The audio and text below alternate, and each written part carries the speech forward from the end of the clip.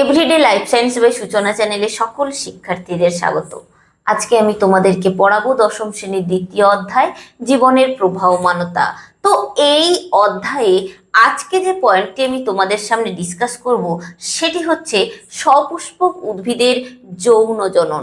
তো সপুষ্পক উদ্ভিদের যৌন জনন কার মাধ্যমে সম্পন্ন হয়, কিভাবে সম্পন্ন হয়, তা পুরোটা জানতে হলে ভিডিওটি স্কিপ না করে দেখতে থাকো এবং চ্যানেলটিকে সাবস্ক্রাইব করে দাও। এছাড়া ভিডিওটি তোমার বন্ধুদের কাছে চটপট শেয়ার করে দাও। তাহলে চলো শুরু করা যাক। সপুষ্পক উদ্ভিদের যৌন জননটা কিসের মাধ্যমে সম্পন্ন হয়? সপুষ্পক উদ্ভিদের যৌন জনন যার মাধ্যমে সম্পন্ন হয় সেটি হচ্ছে ফুল। তো এই ফুল কোথা থেকে উৎপত্তি লাভ করে বা সৃষ্টি হয়? এই যে ফুলটা সৃষ্টি হয় কোথা থেকে বলতো? উদ্ভিদের কাণ্ড। ধরো উদ্ভিদের এই কাণ্ডের বৃদ্ধি যখন হ্রাস পায়, কি বললাম? এই কাণ্ডের বৃদ্ধিটা যখন হ্রাস পায় তখন তা পরিবর্তিত হয় কিসে? তখন তা পরিবর্তিত হয় থ্যালামাসে, তাই তো? এই থ্যালামাস কি কি ধারণ করে? তো এটি যদি থ্যালামাস হয় তাহলে এটি কি কি বহন করে? এটি বহন করে পুংরেণুপত্র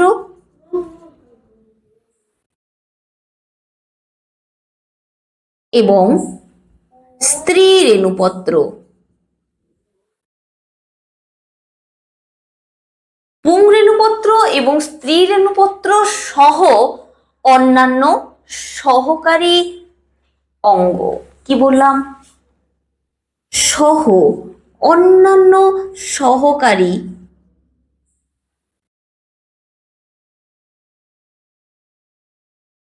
অঙ্গ, এগুলো নিয়ে একটি থ্যালামাস বা পুষ্পাক্ষ গঠিত হয়। থ্যালামাসের বাংলা কি? পুষ্পাক্ষ। বুঝতে পেরেছো? তাহলে এই যে থ্যালামাস বা পুষ্পাক্ষ কোথার থেকে গঠিত হলো বা কোথার থেকে সৃষ্টি হলো তা আশা করি বোঝাতে পারলাম। তো থ্যালামাস আমি বললাম পুংরেণুপত্র এবং স্ত্রী রেণুপত্র দ্বারা গঠিত, বা সবসময় পুংরেণুপত্র এবং স্ত্রী রেণুপত্র বহন করে, এছাড়াও অন্যান্য সহকারী অঙ্গগুলোকে বহন করে বা অসহকারী পত্রগুলোকে বহন করে, তাই তো? তাহলে একটি আদর্শ ফুলের কি কি অংশ আমরা দেখতে পাই? একটি আদর্শ ফুলের প্রথম যে অংশটা আমরা দেখতে পাই, যেটি গঠিত হয় কোথার থেকে বলতো? যেটি গঠিত হয় উদ্ভিদের কাণ্ডের বৃদ্ধি হ্রাস পাওয়ার ফলে সেটি পরিবর্তিত হয়ে গঠিত হয়, অর্থাৎ কাণ্ডটি পরিবর্তিত হয়ে গঠিত হয়। কি গঠিত হয়? গঠিত হয় এইরকম একটি গঠন। একে কি বলা হয়? একে বলা হয় থ্যালামাস। কি বলা হয়? থ্যালামাস বা পুষ্পাক্ষ। বুঝতে পেরেছো? তো এই যে পুষ্পাক্ষ, এই পুষ্পাক্ষের উপরে আবর্তাকারে বা সর্পিলাকারে সমস্ত ধরনের পত্রগুলো সুন্দরভাবে সুসজ্জিত থাকে। তো এই পুষ্পাক্ষের সব থেকে বাইরে বা সব থেকে বাইরের আবর্তে যে পত্র বিদ্যমান তাকে কি বলা হয়? তাকে বলা হয় বৃতি। কি বলা হয়?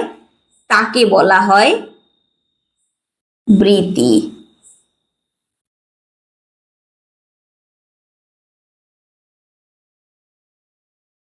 তো এই বৃতি কি বর্ণের হয়? এই বৃতির বর্ণ সব সময় সবুজ হয়।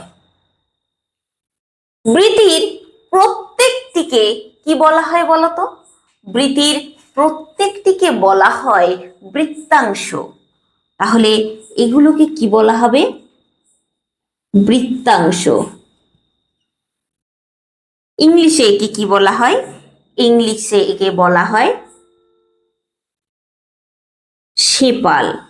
ক্লিয়ার? তাহলে বৃতির প্রত্যেকটিকে বলা হয় কি? বৃত্তাংশ। বুঝতে পেরেছো? তো এই যে বৃতি, এই বৃতির কাজ কি? এই বৃতির কাজ হচ্ছে দলমণ্ডলগুলোকে বা ফুলের পাপড়িকে বাইরের আঘাত থেকে রক্ষা করা। পুষ্পাক্ষের দ্বিতীয় আবর্তে যে পত্র বিন্যস্ত থাকে সেটি কি? সেটি হচ্ছে দলমণ্ডল। তাকে কি বলা হয়? তাকে বলা হয় দলমণ্ডল। দলমণ্ডলের প্রত্যেকটিকে কি বলা হয়? দলমণ্ডলের প্রত্যেকটিকে বলা হয় দলাংশ।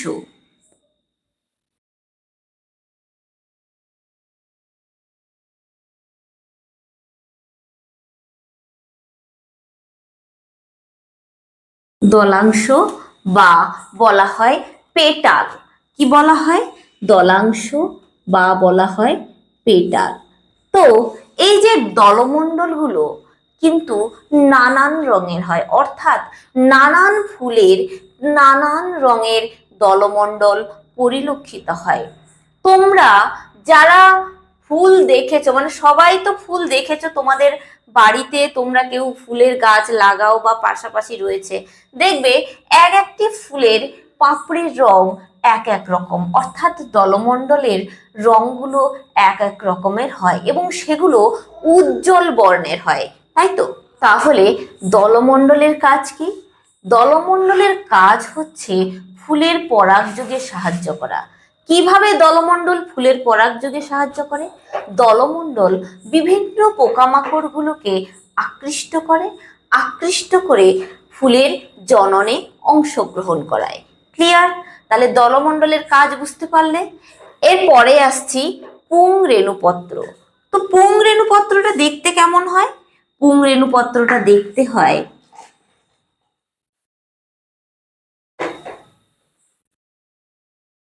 এরকম। ঠিক আছে? তো এই যে পুংরেণুপত্র পুষ্পাক্ষের তৃতীয় আবর্তে সুসজ্জিত থাকে। কিভাবে সুসজ্জিত থাকে?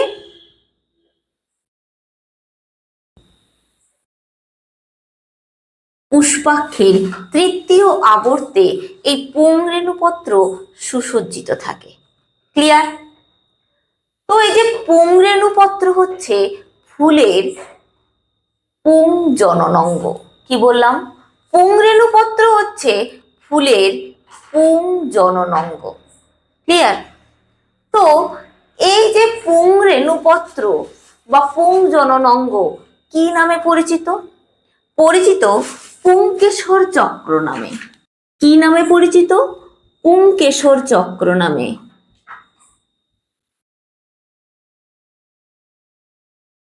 তাহলে কি বললাম? পুংরেণুপত্রটা পুংকেশর চক্র নামে পরিচিত। বুঝতে পেরেছ? তো এই যে পুংকেশর চক্র কি কি দ্বারা গঠিত? একটি হচ্ছে পুংদণ্ড, এটিকে বলা হয় পুংদণ্ড, আর এটিকে বলা হয় পরাগধানী বা ইংরেজিতে একে বলা হয় অ্যান্থার। ঠিক আছে? কি বললাম? পরাগধানী বা অ্যান্থার এবং পুংদণ্ড দ্বারা গঠিত। তো এই যে পরাগধানীর মধ্যে কি থাকে? পরাগধানীর মধ্যে থাকে পরাগ রেণু। বুঝতে পেরেছ?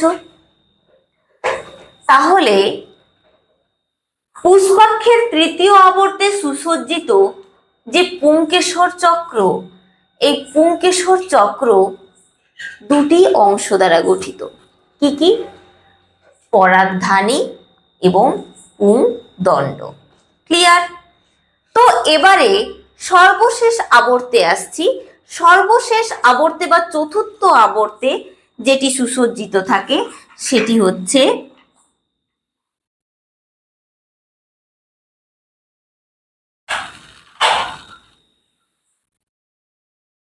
সেটি কি? সেটি হচ্ছে স্ত্রী রেণুপত্র। তাহলে কি বললাম? এটিকে কি বলা হয়? এটিকে বলা হয় স্ত্রী রেণুপত্র।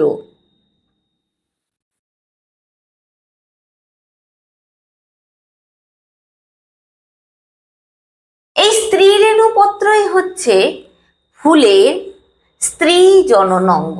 কি বললাম? স্ত্রী রেণুপত্র হচ্ছে ফুলের স্ত্রী জননাঙ্গ। তো এই স্ত্রী রেণুপত্রকে আমরা কি নামে চিনি? এই স্ত্রী রেণুপত্রকে আমরা চিনব কি নামে? গর্ভকেশর নামে। ক্লিয়ার? কি নামে চিনব? গর্ভকেশর নামে। বুঝতে পেরেছো? তো এই যে গর্ভকেশর বা গর্ভকেশর চক্র কি কি দ্বারা গঠিত? এই গর্ভকেশর চক্র গঠিত, এটা হচ্ছে এই যে মাথাকে বলা হয় গর্ভমুণ্ড, মাঝের যে স্টিকটা থাকে তাকে বলা হয় গর্ভদণ্ড,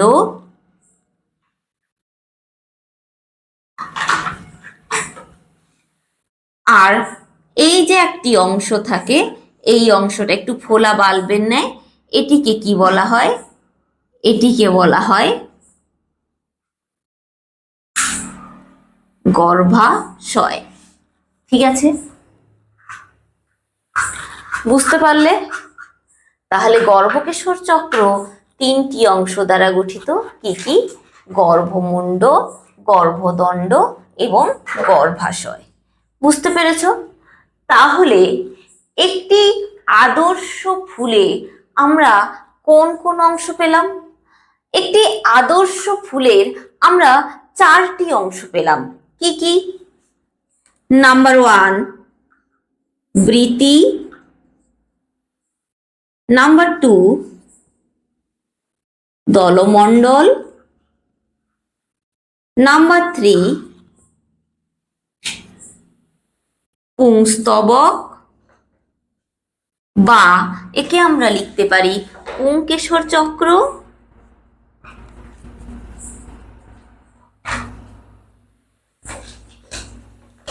এবং নাম্বার 4 কি লিখব? স্ত্রী স্তবক বা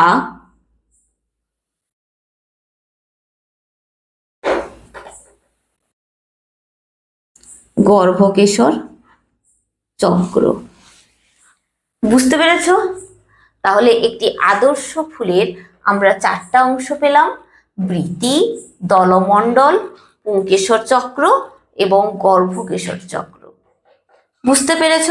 তাহলে উদ্ভিদের যৌন জননে অংশগ্রহণকারী যে বিশেষ অঙ্গ ফুল, সেই ফুলের আদর্শ গঠন আমরা জানলাম।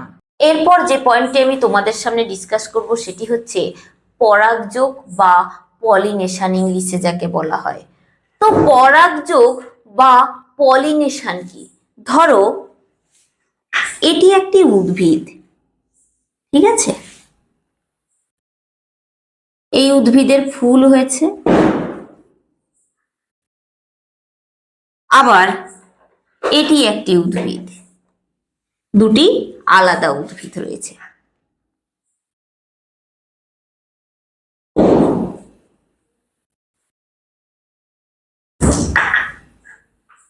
দুটি উদ্ভিদের ফুল হয়েছে, ঠিক আছে? কোনো উদ্ভিদের ফুলের পরাগরেণু যদি সেই উদ্ভিদের ফুলের গর্ভমুণ্ডে অথবা সেই উদ্ভিদের অন্য ফুলের গর্ভমুণ্ডে অথবা অন্য উদ্ভিদের ফুলের গর্ভমুণ্ডে স্থানান্তরিত হয়, তাকেই বলা হয় পরাগযোগ বা পলিনেশন। ক্লিয়ার? তো এই পরাগযোগ কয় প্রকারের হয়? এই যে পরাগযোগ বা পলিনেশন, এটি মূলত দুই প্রকারের। একটি হচ্ছে স্বপরাগযোগ, অপরটি হচ্ছে ইতর পরাগযোগ।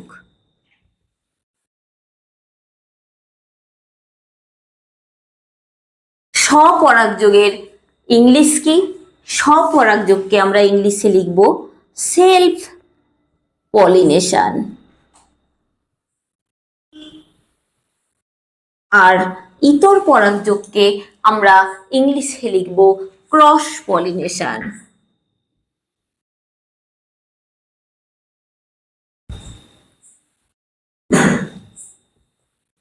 বুঝতে পেরেছো?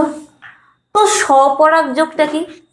স্বপরাগযোগ হচ্ছে সেই পরাগযোগের পদ্ধতি যে পদ্ধতিতে কোনো উদ্ভিদের ফুলের পরাগরেণু সেই উদ্ভিদের ফুলের গর্ভমুণ্ডে অথবা সেই একই উদ্ভিদের অন্য ফুলের গর্ভমুণ্ডে স্থানান্তরিত হয়, তাকেই বলা হয় স্বপরাগযোগ। তো এই স্বপরাগযোগ আবার দুই রকমের হয়। কি কি? একটি হচ্ছে অটোগ্যামি,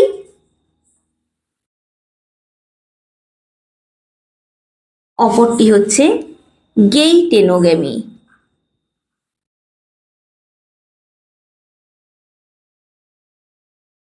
তো অটোগ্যামিটা কি বলতো? অটোগ্যামি হচ্ছে কোনো উদ্ভিদের, কি বললাম, কোনো উদ্ভিদের ফুলের পরাগরেণু, ধরো এই উদ্ভিদের এই ফুলের পরাগরেণুটা যখন এই ফুলেরই গর্ভমুণ্ডে স্থানান্তরিত হয়, কি বললাম, একটি উদ্ভিদের কোনো ফুলের পরাগরেণু সেই ফুলেরই গর্ভমুণ্ডে স্থানান্তরিত হয়, তখন তাকে বলা হয় অটোগ্যামি। সাধারণত উভয় লিঙ্গ ফুলগুলোতেই এই ধরনের পরাগযোগ পরিলক্ষিত হয়। এরপরে আসছি গেইটেনোগ্যামি। এই গেইটেনোগ্যামিটা কি? কোনো উদ্ভিদের একটি ফুলের পরাগরেণু সেই একই উদ্ভিদের অপর একটি ফুলের গর্ভমুণ্ডে যখন স্থানান্তরিত হয়, কি বললাম, কোনো উদ্ভিদের একটি ফুলের পরাগরেণু, ধরো এই ফুলের পরাগরেণু যখন এই ফুলের গর্ভমুণ্ডে স্থানান্তরিত হবে, তখন তাকে বলা হবে গেইটেনোগ্যামি। তো এই যে গেইটেনোগ্যামি কার ক্ষেত্রে দেখা যায়? এই গেইটেনোগ্যামি দেখা যায় কলা ফুলের ক্ষেত্রে বা কলার ক্ষেত্রে এই গেইটেনোগ্যামিটা পরিলক্ষিত হয়। বুঝতে পেরেছ? এরপরে আসছি ইতর পরাগযোগ। ইতর পরাগযোগটা কি? ইতর পরাগযোগ হচ্ছে কোনো উদ্ভিদের ফুলের পরাগরেণু, কি বললাম, কোনো উদ্ভিদের ফুলের পরাগরেণু, ধরো এই উদ্ভিদের ফুলের পরাগরেণু যখন অপর একটি উদ্ভিদের ফুলের গর্ভমুণ্ডে স্থানান্তরিত হয়, কি বললাম, একটি উদ্ভিদের ফুলের পরাগরেণু অন্য একটি উদ্ভিদের ফুলের গর্ভমুণ্ডে স্থানান্তরিত হয়, তখন তাকে বলা হবে ইতর পরাগযোগ। অর্থাৎ ইতর পরাগযোগের ক্ষেত্রে উদ্ভিদ দুটি অবশ্যই পৃথক হতে হবে। কি বললাম? ইতর পরাগযোগের ক্ষেত্রে উদ্ভিদ দুটিকে অবশ্যই পৃথক বা আলাদা হতে হবে। বুঝতে পেরেছো? তো ইতর পরাগযোগ জেনোগ্যামির মাধ্যমে সম্পন্ন হতে পারে। তো জেনোগ্যামিটা কি?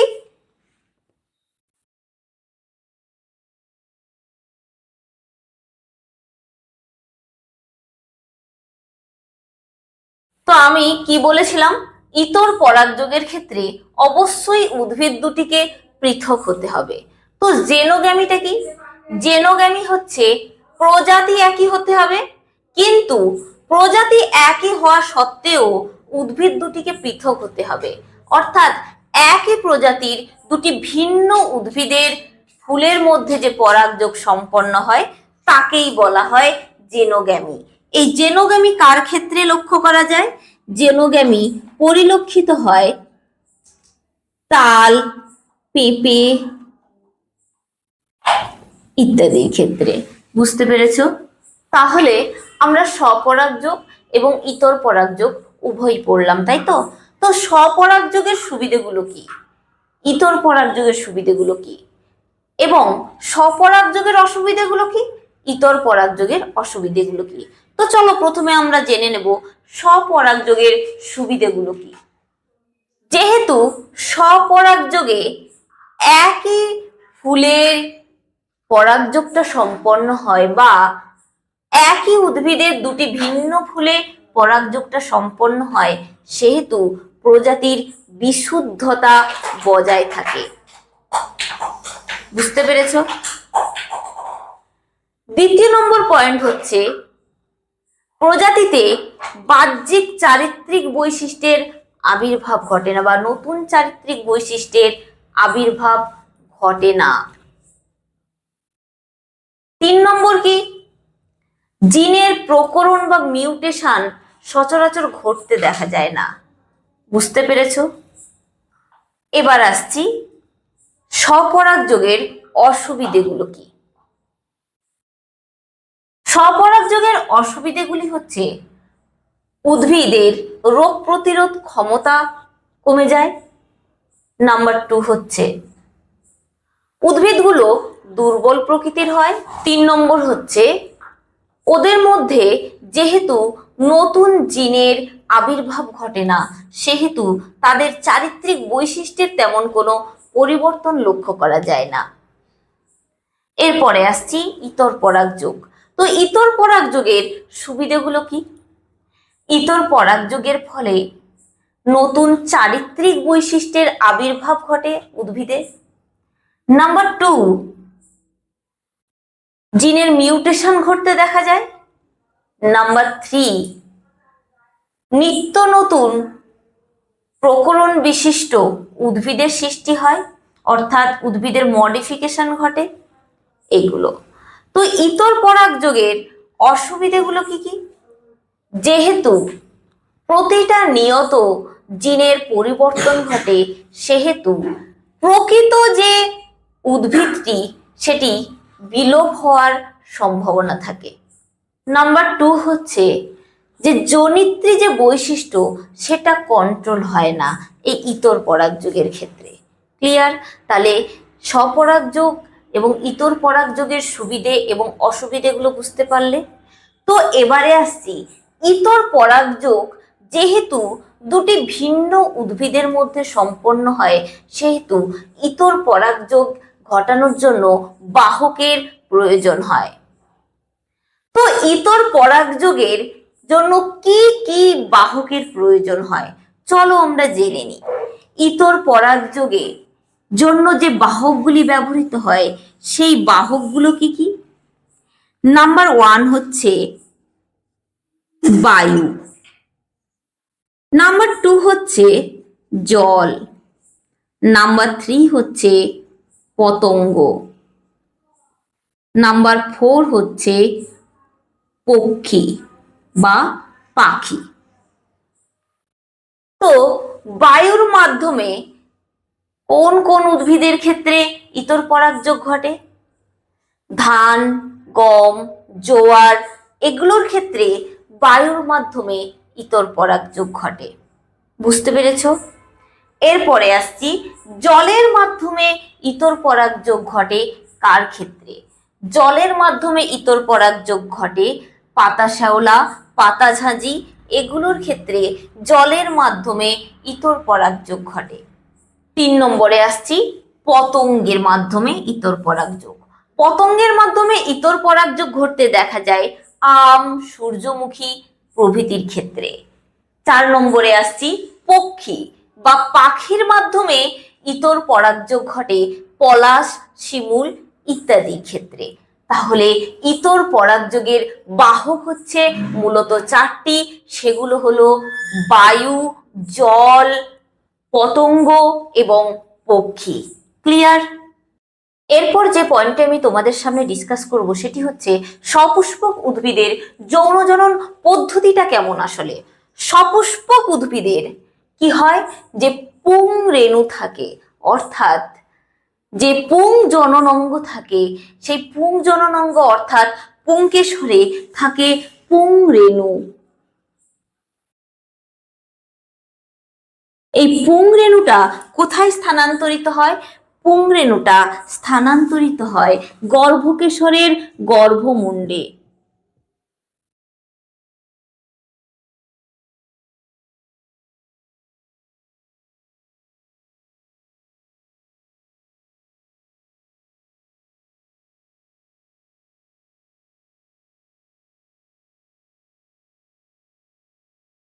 গর্ভকেশরের গর্ভমুণ্ডে পুংরেণুটা স্থানান্তরিত হবার পর সেখানে কি ঘটে?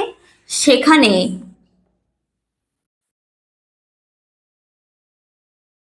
পুংগ্যামেট এবং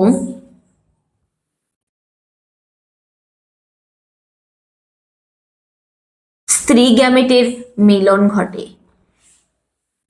মিলনের ফলে কি উৎপন্ন হয়? মিলনের ফলে উৎপন্ন হয় জাইগোট। কার মাধ্যমে? নিষেকের মাধ্যমে। ক্লিয়ার?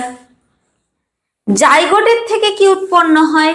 জাইগোটের থেকে উৎপন্ন হয় ভ্রূণ। এরপর সেখান থেকে উৎপন্ন হয় ফলের। ফলের থেকে উৎপন্ন হয় বীজের। বীজ থেকে সৃষ্টি হয় ভ্রূণমূল। ভ্রূণমূলের থেকে সৃষ্টি হয় একটি শিশু উদ্ভিদ। তাহলে সপুষ্পক উদ্ভিদের যৌনজনন পদ্ধতি হচ্ছে এটি, বা সপুষ্পক উদ্ভিদের নিষেক এইভাবে সম্পন্ন হয়। বুঝতে পেরেছো? তাহলে ভিডিওটি এখানেই কমপ্লিট করছি। কারোর যদি কোনো প্রশ্ন বা কোয়ারি থাকে অবশ্যই কমেন্ট সেকশনে লিখে পাঠাবে, এবং আমার চ্যানেলটিকে লাইক, শেয়ার, সাবস্ক্রাইব করে পাশে থাকা বেল আইকনটি প্রেস করে দেবে, যাতে আপলোড ভিডিওর নোটিফিকেশন চটপট তোমাদের কাছে পৌঁছে যায়। ধন্যবাদ।